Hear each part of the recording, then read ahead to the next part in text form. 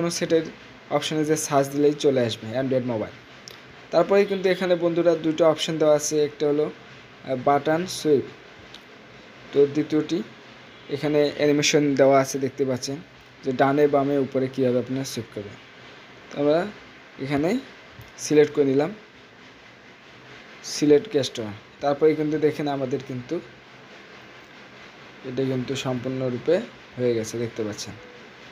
এখন কিন্তু আমরা ডানে বামে করলে লেফট সাইডে যদি করি তো ব্যাক যাবে এবং রাইট সাইডে করলেও ব্যাক যাবে। তো এখন দেখতে পাচ্ছেন আমরা লেফট সাইডে করলেও কিন্তু ব্যাক যাচ্ছে, মিডল করলে দেখতে পাচ্ছেন মেনু বাইজ অপশনগুলো চলে আসতেছে। তো এভাবেই কিন্তু আপনারা খুব সহজেই সেটিংটি করে ফেলতে পারেন।